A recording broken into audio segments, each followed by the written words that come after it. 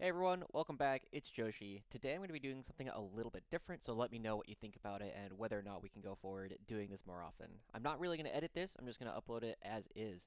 But basically, I have been talking to some other people in my part of the guard community, and one of the things I'm really interested in doing is putting together a bit of a guide on best practices when it comes to list building, especially when it comes to playing guard. And as I've started writing this video, I've realized that that video could be arbitrarily long. I could make it probably the shortest I could make it is about 30 minutes with having all the relevant information I would want to include there. But if I really wanted to get nitty gritty with it, it could easily be like a college seminar. Like this could be an entire college course of just talking about best practices without giving a lot of specific recommendations. So, one of the things that I thought would be relatively easy to do and also help me keep to a fairly regular schedule with video uploads is talk about one of the interesting questions I saw on Reddit, which was by skuntpelter. Great name, by the way. And skuntpelter asks, people always ask about tips for building a good army. What are your specific tips to avoid building a bad one? My question came to light because I really enjoy giving my guardsmen flamers, but I've been told to go avoid them and use meltaguns instead. And I think this is a pretty interesting question, and there's been a couple of answers, so I want to address those a little bit real quick. So, this, I think, from Tactical Kitty, is interesting advice because there is a lot of truth to it, and it is something that we'll get to a little bit later on when we actually start looking at the list. But basically, the idea is that if something is worth bringing, it's usually worth bringing more than one of. And this is easy to play around because it generally means that you have a bit of redundancy in your list. If you lose the one thing that's really core to how your list works, it's not as devastating. This is why I've oftentimes not been a fan of bringing one exterminator in a list as much as I've been a fan of bringing two exterminators in a list. But that can apply to almost everything. And of course, epic heroes, you can only bring one of by rule, so you don't have to worry about it as much. The other thing, and I made a response to this, make sure you are designing a list to play the game and meet your primary and secondary objectives, not just kill your opponent. I think this is a really good basic advice. And one of the most valuable things I think I've ever heard Morty and Glory say, who also has another Guard YouTube channel if you're interested in learning other things about the Guard, is that he said that 40k is a game about standing on circles. And I would add a second part to that. 40k is a game about standing on circles and pushing buttons. And generally, pushing buttons for me is standing in the right places and doing actions. This is, I think, a really good way to become a consistent 2-3 or 3-2 player, is if you just build a list that is good at doing a bit of everything, you're going to have a pretty good time.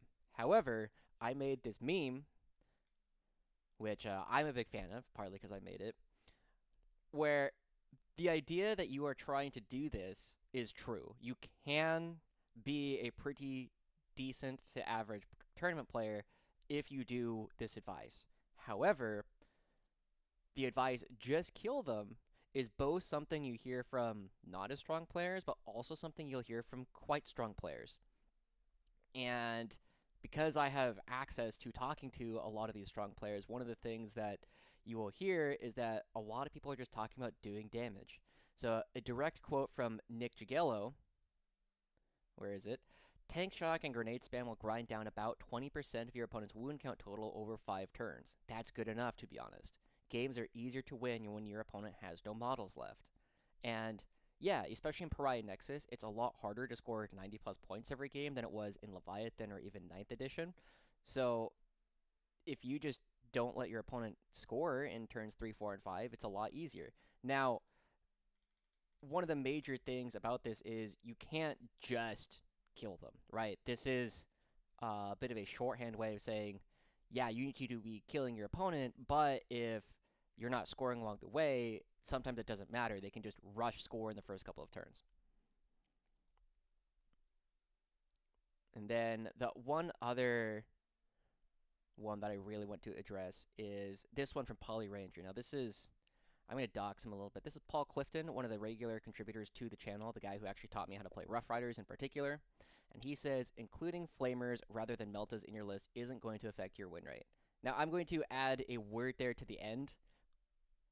It isn't going to affect your win rate much. Like it will affect your win rate a little bit, but it's going to be like 1 or 2 percentage points over the long run if your infantry have flamers instead of meltas. Like it is strictly worse, but it's not going to make or break most of your games. However, you will find that maybe once every half dozen games or so, you will lose out on a couple points here and there because you have a flamer instead of a melta. But the second part, thinking of the basic 4 infantry as damage dealers is what affects the win rate. And this is the bigger part, is understanding what the roles of every unit in your army are. So, with all this in mind, I kind of want to go over a couple of lists and talk through my thoughts about them, because these are lists that actual players have taken to actual events and gone 0, 5, or 1, and 4. And I tried to find lists where they look like lists that people are actually trying to bring to do well. And before I even show you any of the lists, I've removed the names and the events from them, so I'm not sure like what the terrain or what the mission pack for any of these missions was. But one of the things I do really want to address before I talk about them is we need these players in our community, and I don't want to shame them at all for not performing well, right? It is very, for every player that goes 5 and 0 at an event, we need someone to go 0 and 5. And I really want to thank these players in particular because I know from firsthand experience that if I'm having a really bad event, sometimes I'll just not show up to the third game. I'll just like drops like, hey, I'm not really having a good time. I want to go home. But I really want to thank these players for sticking it out and actually playing all of their games at their events, because the community really needs to promote having these players come out to everything. So with that out of the way, I do want to talk about a couple of lists and look at some small things that they're doing wrong and ways that we could potentially adjust our expectations to build our own lists. So this is the first list that I have, and again, not going to be talking about the event, not going to be talking about the player at all, just talking about the list. And just going through it, he has Lord Solar Leontis, Acadian Castellan with Kurov's Aquila, 2 Commissars, a Regimental Engineer, a Tank Commander with a Demolisher Cannon and Grand Strategist, 3 units of 10 Cadian Shock Troops, 1 unit of 20 Cadian Shock Troops, and here's definitely one of those spots like where they have flamers, and this one does not appear to have a second special weapon. Then we have 1 unit of infantry squad with sniper rifles. I do not see heavy weapons on it, and we'll get back to that. We have 1, 2, 3 units of 3 Bulgrin, all with Bulgrin mauls, but each of the boneheads has slab shields. We have 2 units of Rattling Snipers. We have 1 unit of 2 Armored Sentinels with las cannons. We have 1 Vanquisher, 1 Rogel Dorn, and 2 Chimeras. Now, the first thing that I look at with this list is to kind of talk about what Polly Ranger or Paul Clifton was talking about. There's a lot of inefficient weapon choices here, and these are free upgrades kind of across the board. So the easy place that we're looking at is like here. So flamers and melta guns. This flamer really should be a plasma gun pretty much all the time. And the shock trooper sergeant with a las pistol and chainsword, especially now that we're playing on Pariah Nexus where pistols don't do anything for ability to do actions. This really ought to be whatever is best. I don't even remember what Cadian shock troops can bring. I think it's like a auto gun, and I think they can take power weapons, but honestly I don't play Cadian shock troops basically ever, so I don't know off the top of my head. But there are a couple notable inefficiencies in this list that I kind of want to talk about. So one of the first pitfalls that a lot of players are falling into is they bring a lot of characters, partly because we get them for cheap, and basically if you've been playing Guard for a while, pretty much every bundle that we've ever gotten just has officers just like thrown in there, right? Like pretty much every Guard player will have a dozen commissar models because they come in like combat patrol or previous combat patrols and boarding actions, and start collecting. Like you're just gonna get commissars all over the place. So, but looking at them on the tabletop, they're really ineffective. And generally, when I look at these 0-5 or 1-4 lists, I don't hate bringing commissars, but it's not for their data sheet. The biggest thing about like bringing these commissars is they actually do almost nothing for us in terms of actually leading units. They are not very useful leaders. What they are really good for is they're really good replacements for Cyclops. However, they do present some issues in that assassination becomes a good fixed, or can become a good fixed, and assassination secondary can become very easy to score. But like they're not a bad unit to have for secondaries. The other one is the Cadian Castellan. I have a Oh, this is going to sound really mean. I have a special hatred for this model, not because I think it's terrible, but because I think it is mediocre, and a lot of people really like it. The number of times that I will see people on Reddit talk about the Katie Castellan as though it solves all the problems of our battle lines damage is kind of ridiculous. Like, it does have a little bit of nice things that it does in the sustained, which is basically +1 to hit, and the fallback and shoot, which is kind of nice, but it doesn't actually come up very often.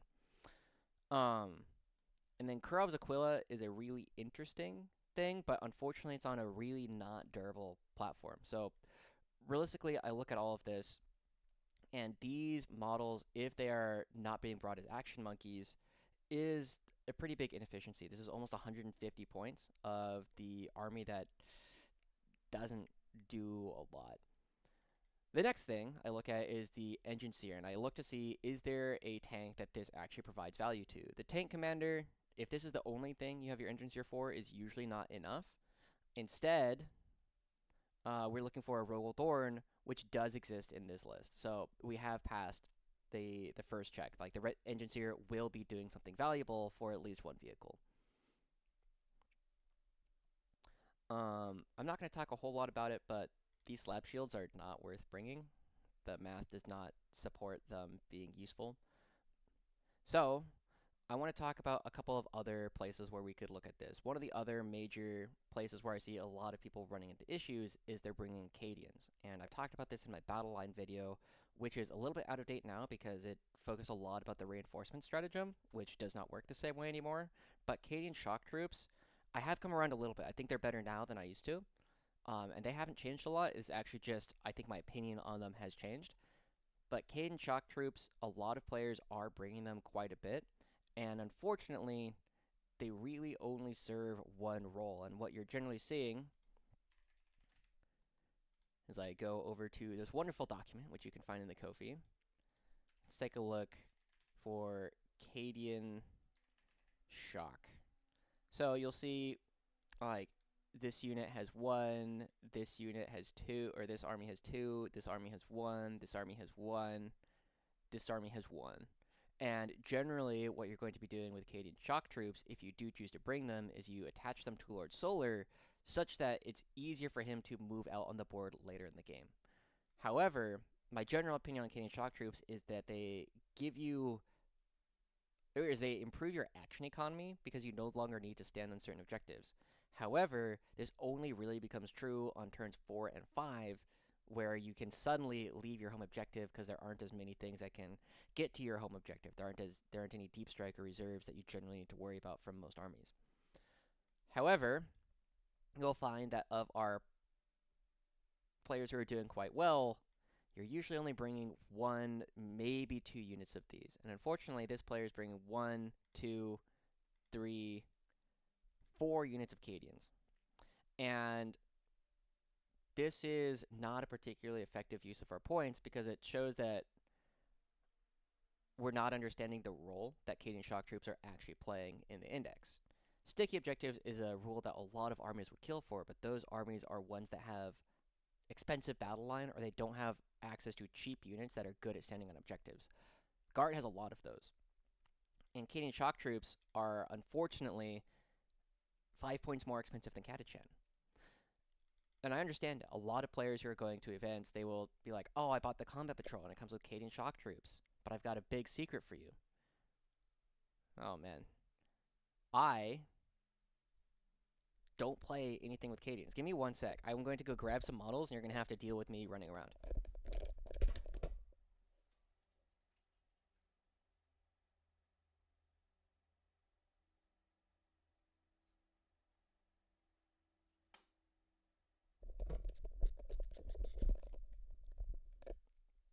So these are a couple of models that I have,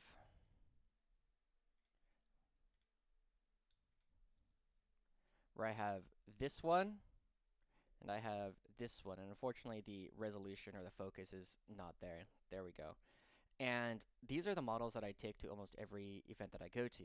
And in general, these will operate as Catachan, and these will operate as infantry squad and or Krieg, depending on what it is. And the other thing is, like, I do have some of these models where the pauldrons, like their shoulder pads, are painted white instead of black, and that's how I'll differentiate between Krieg and infantry squads if I need to.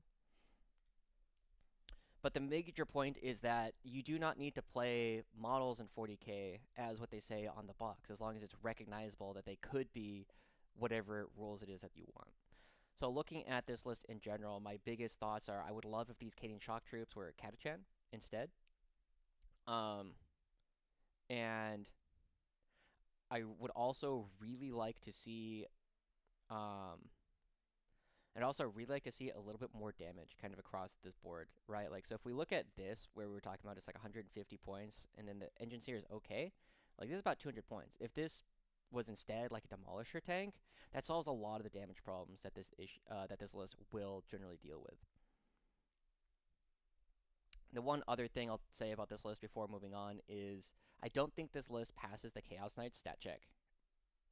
By which I mean, if your army is incapable of killing 2 or 3 armigers or war dogs per turn, you generally can't play a list in competitive just because you will automatically lose when the war dogs just come charging through walls and you don't have the opportunity to do anything about it. In general, like I said, if we drop some of the characters and instead threw in more damage, I think this list has a lot of potential. Next, this is kind of a similar list, but ever so much more so. So I already talked about some of the things. But let's go ahead and go through this list. We have a Cadian Castellan, a Commissar, one Primaris Psyker, 2 Engine Seers, a Tank Commander, Ursula Creed, 1 unit of Cadians, 2 units of Catachan, 1 unit of Death Corps of Krieg, and then 2 solo Armored Sentinels, 1 unit of Attilan Rough Riders, or 2 units of 5 Attilan Rough Riders, 1 Basilisk, 1 Field Ordnance Battery, a Battle Tank, a Vanquisher, a Manticore, 1 unit of 3 Ogryn, 1 Rattling Snipers, and then 2 mid-sized units of Tempestus Scions. Now this army, I actually think, has a couple of issues as well. So to start off with, these Engine Seers, again, you see the 1 Tank Commander. This is an okay-ish use of the Regimental Engine Seer, but you're generally looking for something like a Rogel Dorn or more durable. As we look through the rest of the list, there isn't one. So this is 90 points right here that I think we could find back right away. The other major thing, so again, inefficient choices. The heavy bolters are just strictly worse than bringing multi-meltas or plasma cannons, which you should be looking to do every single time. The fact that there's 1 unit of Cadian shock troops, I would guess that it is being attached to Ursula Creed and potentially the Castellan as well. But overall, this list looks like it would be very good at scoring secondary points. You have a ton of units, you have a ton of little units that can go around and push buttons anywhere on the map. However, my problem with this list is, one, it's spending, I think this is like 250 points. 90, 150, 180, 210, 255. Yeah, this is 255 points of officers that do very little for us. If these commissars are being used as action monkeys, okay, but we already have 2 units of Tempestus Scions, which are doing that job for us. So this list is another situation where it is very low damage overall, and that is going to kill us against things like World Eaters and Chaos Knights and Custodes, where this list will automatically lose to those archetypes. Now, it depends on what it is that you're going to be playing against, but I also see this list struggling into any vehicle-heavy list, right? How does this list ever kill a Rogel Dorn? How does this list kill a Land Raider? The answer is it kind of doesn't, and that is going to give us a lot of issues, and you will find a very large number of lists where you cannot play this kind of list into it. Um, so in general, like what I would love to see with this kind of list is if we just straight drop all of these officers, we combine these two units of Rough Riders into one unit so that we have a good target for reinforcements. Uh, Field Ordnance Battery, unfortunately, just doesn't do a lot of damage right now. You saw it pop up every now and then on the Leviathan, but if we took all of these points and just added like 2 more Vanquishers, suddenly we have real anti-tank threat. Suddenly we have the ability to actually deal with all of these stat check armies that are going to try and come at us. This army is already quite good at scoring secondaries, and if you also add the ability to kill your opponent, suddenly it works out quite a bit better. Now, this last list is very interesting because it is very different than the other 2 lists that I've looked at. So we have we have 3 Tempestus command squads, one of them which has the Death Mask, and one of them which has the Grand Strategist. So I talked about this in my Tempestus Scions video briefly, but Tempestus Scion command squads do not make good use of the Grand Strategist because, let me pull it up. Boom. Great resource, by the way. Factions, Astra Militarum. Boom. Then enhancements, Grand Strategist, officer model only. And this is the key phrase that kills us. In your command phase, the bearer can issue 1 additional order. Now this is really brutal because it does not interact well with voice of command, which says that you can give an order in your command phase and at the end of a phase in which they disembarked from a transport or set up on the battlefield. So when you deep strike is when you can give orders, but we can't use the extra Grand Strategist one because that one is locked to our command phase. Anyway, so we have 1, 2, 3 Tempestus command squads. Then we have 1, 2, 3, 4, 5, 6 maximum size units of Tempestus Scions. Now, this is a really interesting start, right? This list already does a lot of damage, especially with the Born Soldiers change, where all of these guys are now battle line and regiment because they are very good at doing secret missions. They are very good at doing damage to non-vehicles or anything that's like toughness 9 or below. They're going to do a lot of damage into. You also have an incredibly powerful go turn on turn 2. We also have a Taurox. Oh, you guys can't see. We also have a Taurox. Now this just feels like something that got put in because it's also there. This is probably carrying, I mean, I guess it has to carry one of these Tempestus Scion units. So we have a really interesting core. We have a ton of damage. We are definitely on this end, on the far right end of just kill them, which does work quite well in theory. However, my major issue with this list is the last part of it, where it has a Warhound Titan. Now, this is definitely a list that I end up taking or looking at where it shifts some of the priority with what you can actually do.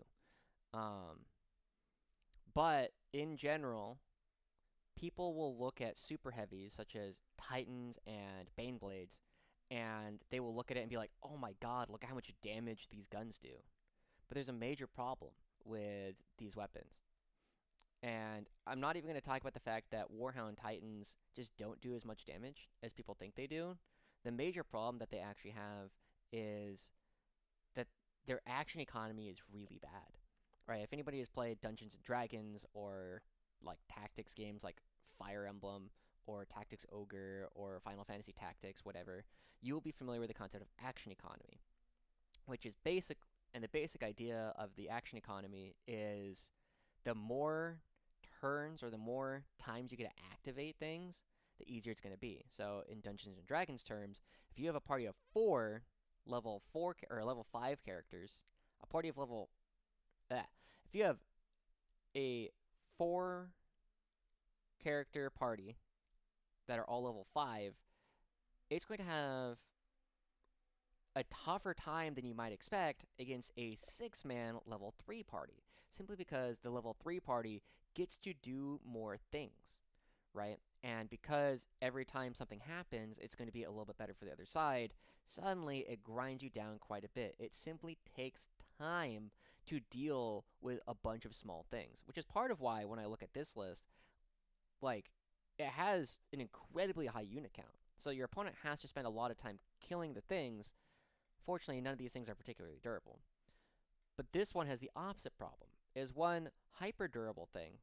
And let's just say, generously, that each one of its weapons will kill one thing per turn that it can see. Well, first off, it has to see them. The second thing is that this thing can be fairly safely ignored because it has a very obvious cap to how effective it can be. And this is a pitfall that a lot of players are falling into right now, where, oh man, where they look at something like a Storm Sword, which is the best guard super heavy, the best generalist guard super heavy, and they'll be like, wow, look how much damage this does. But the Storm Sword effectively has 3 weapons. It has a main gun, which will overkill most things in the game and has the opportunity to kill a knight all by itself. It has a 4-shot las cannon, and it has a 15-shot heavy twin-linked heavy bolter. Right, that's just 3 weapons. And that means you can only, at best, ever kill 3 things. Whereas if you look at, if you were to bring an equivalent amount of points of Vanquishers, those Vanquishers don't have to put all of their main gun shots into the same target, right? What if you overkill it? Suddenly, you just have an extra shot that can go somewhere else. What if you want to split all the shots very effectively, but you want to shoot into a bunch of different things? Well, the Storm Sword only has line of sight to a certain number of things, whereas the Vanquishers can pull line of sight on all kinds of different targets all at the same time, simply because they are not all locked into being in the same location all at once.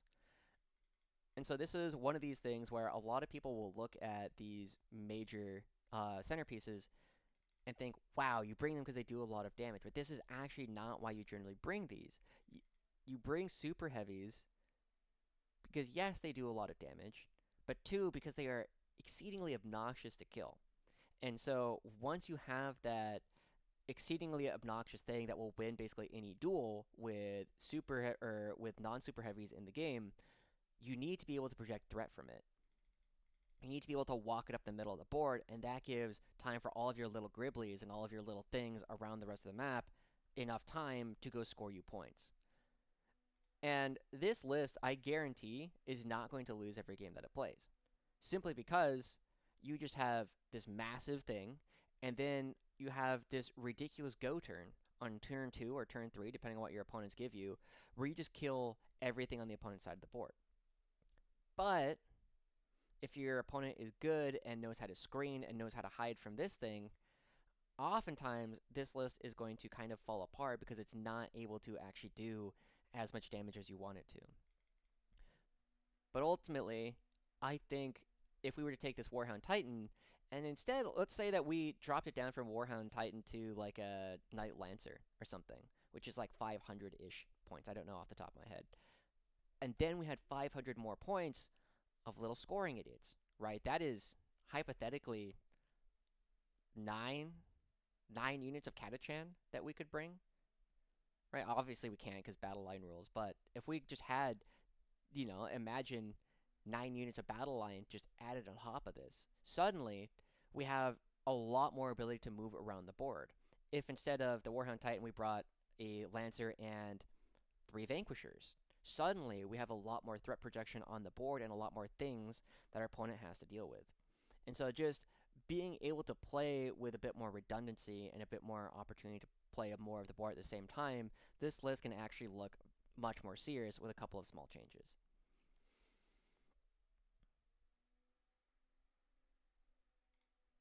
So like I said, I'm not going to edit this. I'm just going to upload it and kind of see what you all think. This is a bit of a primer in some ways to a video that I'm still working on, which is the best list building practices for the guard.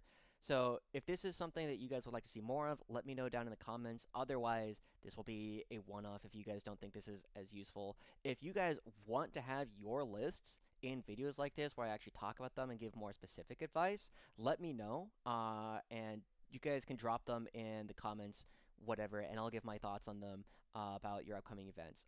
The one thing or the biggest things that I'm going to ask is if you do want to have a bit of a list doctor or like a bit of a look at this, there's a couple things that I need to know about your event.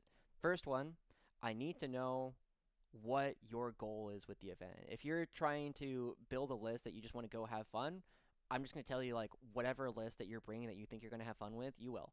Secondly, or if you want to have a list where the main thing holding you back is your ability to play the game, like I can help with that as well. Other thing I need to know is parts of the list that you are absolutely going to bring. If you absolutely want to bring a storm sword, I need to know that. Otherwise, I'll start looking at like why is this unit being played. Um, I need to know what kind of terrain you're playing on. If you're playing on Games Workshop's of Pariah Nexus recommended terrain, or WTC, or UKTC, or something else, I need to know that because it does change the calculus of how strong certain units are. Um, and then ideally, if you're going to a GT, I would love to know the mission pack just so I can kind of look through them and see if there's anything in there that makes me like, you really want to bring this kind of thing. And then if you want to give a couple words on like the metas, like, hey, there's a ton of Necron players in my neck of the woods. Oh, excuse me.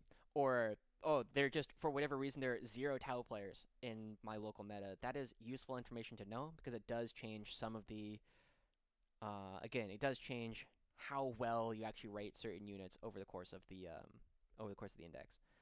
So anyway, so this is kind of an open opportunity for people to look for that. I have a lot of stuff coming through. I believe this will come out next week. And for now, we'll talk to you guys later. Bye bye.